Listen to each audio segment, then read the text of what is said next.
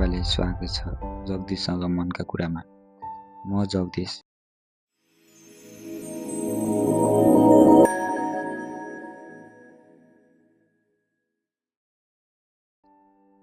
आज मसँग छ एउटा पात्र सुरजको कथा, माया र माटो। कथा यस प्रकार छ। त्यो साँझ पनि उस्तै थियो, धुलोले भरिएको गाउँको बाटो, ढल्किदो घाम र टाढाबाट आउने गाईबस्तुको घन्टीको आवाज।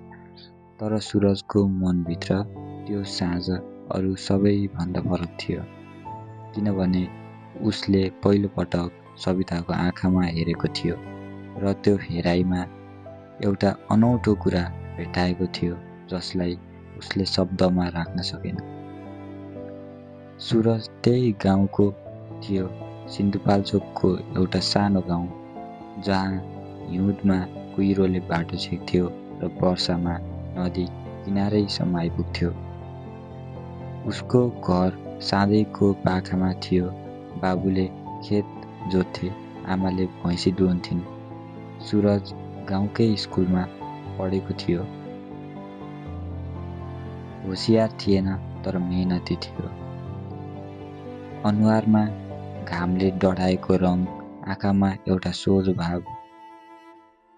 सविता त्यही गाउँको पाखा तलको घरकी थिए। उसका बाबु सहरमा काम गर्थे, त्यसैले घरमा केही सहरिया चलन पनि थियो। तर सविता आफै भने एकदम सोझी थिए, न घमण्ड न ईर्ष्या गर्ने स्वभाव नै। कपाल दुईवटा बाटेर पछाडि राख्ने, निधारमा सानो टीका लगाउने र बोल्दा लाज मान्ने। दुवैजना एउटै बाटोबाट स्कुल जान्थे, तर वर्षौंसम्म दुवै बीच भनाइ सुनाइ भएन। सायद गाउँको रीतिले नै रोकेको थियो, सायद आफ्नै मनले। एक दिन वर्षा अचानक आयो। सुरज खेतबाट फर्कदै थियो, थकित र लेसिएको। आकाश अचानक कालो भयो र झमझम पानी पर्न थाल्यो। उसले टाउकोमा गम्छा राखेर दगुर्न थाल्यो। बाटोमा एउटा ठुलो पिपलको रुखमुनि केही मान्छे ओत लागेका थिए। सुरज पनि त्यतै दगुर्यो। रुखमुनि पुग्दा उसले देख्यो सविता एक्लै थिए, भिजेको कपडा च्यातिएको छाता समाउँदै। छाता च्यातियो? सुरजले सहजै सोध्यो। सविताले टाउको मात्र हल्लाए। दुवैजना केही बेर चुप बसे। वर्षाको आवाज, ठुला ठुला थोपाहरू माटोमा पर्दाको गन्ध आइरहेको थियो। सुरजले आफ्नो काँधमा राखेको गम्छा निकाल्यो र सविताको छेउमा राखिदियो। भिज्नु भयो, उसले यति मात्र भन्यो। सविताले गम्छा उठाई सुरजको अनुहारतर्फ एकचोटि हेरी र मुसुक्क हाँसी। त्यो हाँसो सुरजको मुटुसम्म पुग्यो। त्यस दिनदेखि केही कुरा फेरियो। बिस्तारै बिस्तारै कुरा हुन थाल्यो। बाटोमा भेट हुँदा, नदी किनारमा पानी भर्दा। कुराहरू साना साना थिए, खेतको कुरा, स्कुलको कुरा, गाउँको कुरा। तर ती साना साना कुराहरूमा एउटा गहिरो माया लुकिरहेको थियो, जुन दुवैलाई थाहा थियो तर कसैले भनेन। सुरजले जान्थ्यो सविता आफ्नो भन्दा माथिको घरकी हो। उसका बाबु सहरमा काम गर्थे, घरमा जग्गा जमिन बढी थियो। आफू चाहिँ एउटा सामान्य किसानको छोरो, तर मनले कहिले यो हिसाबले मानेन। सविताले पनि जान्थे उसका आमा बाबु उसको अर्कै ठाउँमा बिहे गर्न खोजिरहेका छन्। अर्को गाउँको एउटा केटोको कुरा चलिसकेको छ। तर जब सुरजले कुरा गर्थ्यो, जब उसले त्यो सोझो आँखाले हेर्थ्यो, सविताको मन कतातिर तानिन्थ्यो जुन उसले बुझ्न सक्दिनथे। एक साँझ नदीको किनारमा दुवैजना एक्लै भए। घाम डुब्दै थियो, पानीमा सुनौलो उज्यालो खेलिरहेको थियो। सुरजले भन्यो, सविता, एउटा कुरा भन्नु छ। सविताले पानीतर्फ हेर्दै भनी, थाहा छ? थाहा छ? सुरज अचम्म पर्यो। मलाई पनि उस्तै लाग्छ, सविताले सोझो भनी, तर अनुहार घुमाइन। सुरज केही बेर चुप बस्यो अनि बिस्तारै भन्यो, तर के हुन्छ र तिम्रो घरकोले मान्दैन? थाहा छैन, सविताले भनी। महिनाहरू बिते।